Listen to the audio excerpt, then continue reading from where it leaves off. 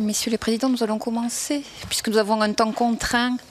Madame la commissaire doit nous quitter à midi. Donc, bien, nous allons commencer les travaux de cette commission conjointe avec la commission des finances, le président Gilles Carrette ici présent, la commission des affaires européennes avec son vice-président Jérôme Lambert. Nous avons le grand plaisir de vous accueillir, Madame Vestager, commissaire européenne chargée de la concurrence. Nous vous remercions bien sûr d'avoir accepté notre invitation. Nous connaissons votre courage et votre détermination politique que je souhaite en particulier saluer. Votre action en faveur de la défense des consommateurs européen est bien connu. Comme vous, je pense que le message d'équité et de justice est très important dans le contexte agité traversé par nos démocraties. Le danger est immense face aux extrémismes et au populisme. L'Europe doit protéger nos concitoyens, nos salariés, nos économies. Elle ne peut avoir comme seule grille de lecture le marché intérieur et la libre concurrence. Je pense que nous partageons les mêmes préoccupations et vous l'avez démontré dans le cadre des procédures menées contre de grands groupes tels que Gazprom, Google et Apple.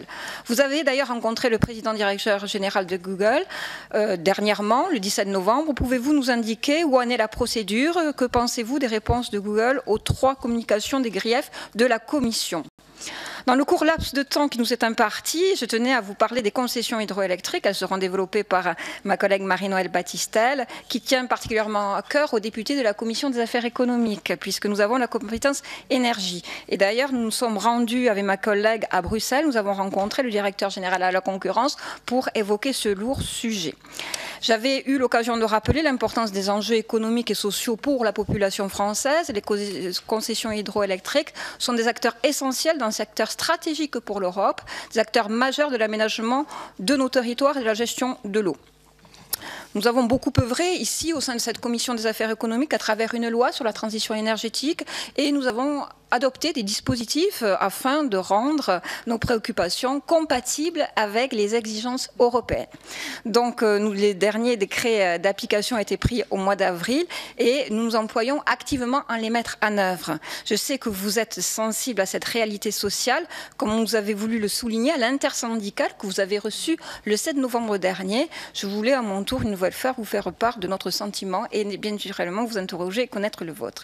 Un autre sujet sensible que je souhaitais aborder avec vous est le cadre tarifaire français applicable aux énergies renouvelables qui vous est soumis. Pouvez-vous nous indiquer si la décision sera favorable et selon quel calendrier la réponse sera fournie? Enfin, je me félicite et nous nous félicitons au sein de cette commission du feu vert donné par la Commission à la France concernant le plan France très haut débit. Le déploiement d'Internet et du très haut débit constitue une priorité pour nous. 15% des Français n'ont pas encore accès à Internet, dont de très nombreux situés en milieu rural et en territoire de montagne. Or, Internet constitue un véritable facteur d'intégration sociale et économique. Merci beaucoup, Madame la Commissaire. Je passe tout de suite la parole à mes collègues, Monsieur Gilles Carrette.